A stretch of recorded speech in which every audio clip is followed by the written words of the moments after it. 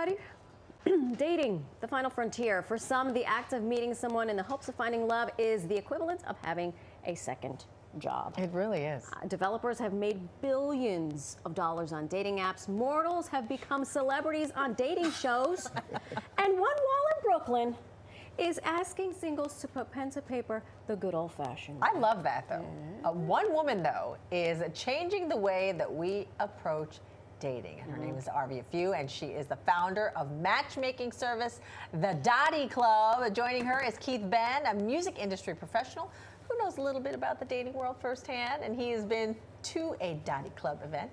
So welcome to both of you. Arvia Hello. and Keith. Thank you for having us. Let's get right to the juice. Yes. Let's do it. Are you single? I'm kidding. He is very single. Okay, just reset it.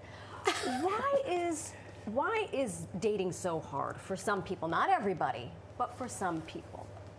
You know, so much has changed with the pandemic, and the data shows it. Yeah. So between COVID and work from home and then social media, people are having a hard time connecting. And quite frankly, our young people are awkward. Not only are they having a hard time connecting, like even meeting, but they are awkward and uncomfortable. Shout it out. They're not used to talking. Right. Wow. Think about it. 2 years in isolation, and then you come out of isolation and you're still working from home. And oh, by the way, now you can just swipe left, swipe right. Like sit at home in your house and never come out and think you have a life on the phone. So then you have to meet people in person, and it's like, eh. You can't text across the table, hi, how was your meal? My meal is great. I mean, that's basically how people are communicating now. Tell us what your experience has been like dating. You know, I mean, just, you know, you try to go out, and again, some people don't feel like going out anymore. So everybody's stuck behind a phone, and you just, you know, people want to meet someone in a natural setting, but I don't know if people are open to, you know, being approached or even taking the approach. He's got a good dating voice, though. You do have a great big market voice. Thank you. Now, how did you two become acquainted? He went to one of your Dottie Club events, yes? That's a really good question. We actually met through another organization that we're both a part of. And I actually did a coaching event in front of 180 people live in San Diego. Yes. And Keith helped me moderate that session. So that's actually how we met the first time. Okay. And then, of course, he's been to my Dottie events because he's very single. Did you recruit him to be a part of it, or was he like, I need help? It was like mutual. You know, I think we knew a lot of people needed help, and so we figured we'd put together an event to, you know, kind of just help people navigate the dating world, as well as kind of answer some awkward questions. Right. You know. Why don't you tell them about the Dottie Speed Dating event that just happened? Yes, because this was night, sold out. I can't wait to hear It was about sold out this. within a week. I want you to tell them what was so different about the event. I mean, it's just natural. So, you know, I think a lot of people go out and say they want to meet people, but they're not necessarily, again, having that energy of being open and vulnerable. And so I think the great thing about the Dottie events is that people show up and it's already out there. You know, I'm looking. So what is that big room with tables, and you switch tables every 5 minutes? Yes. So actually, what we've created is it's proprietary.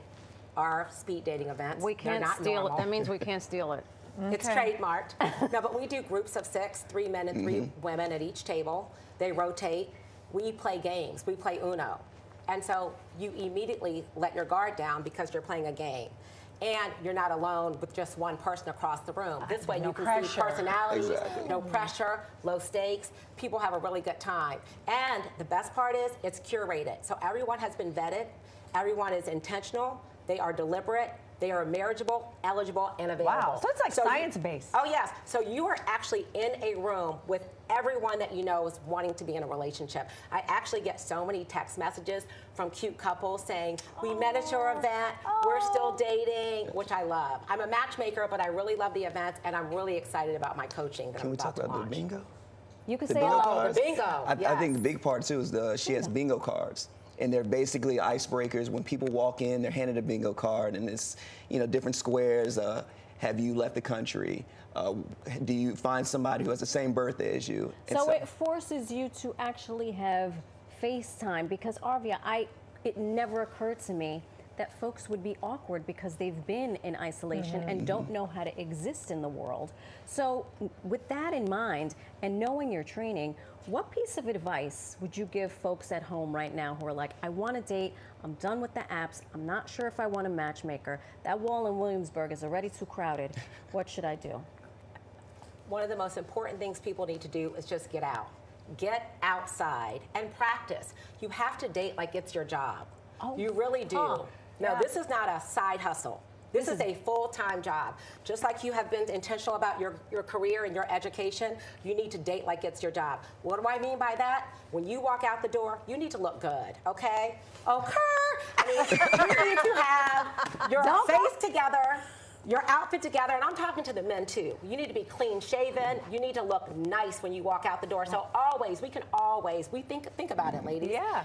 And young man, we can always look 10, 20% better. Sure. You want to look your best. Hold up, number he's one. not clean shaven, but still regularly handsome. Wait, but some women like the beard. Okay. You know, but look your very, very Best. best. That's number one.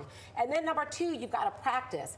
We already know it's uncomfortable to make contact with people. Practice. The more you do it, the more comfortable you will be. Right. So go out to events.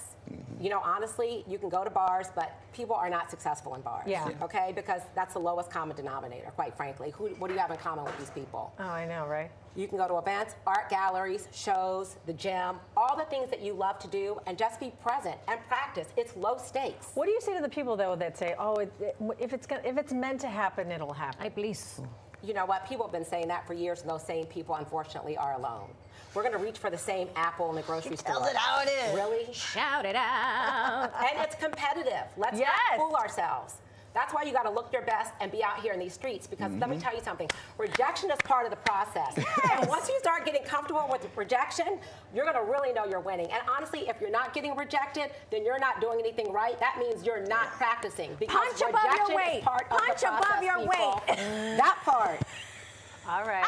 She understood the assignment. Okay, listen, you're both going to have to come back. End of business in December 5th, end December of business. 5th, I want to okay. know that you're booed up. Okay. Okay, so we're going to have Cough you it back. up. Maybe we'll bring some Uno. We'll play We'd the love to game. be back. Right? We love We'll that. bring some singles. We should do a dating show. Oh, Well, that'd be fun. only if I could hold a skinny microphone like they did back in the day. Thank you both so much. Hey, listen. Thank you. Good luck you to heard- you. Thank you so much. You're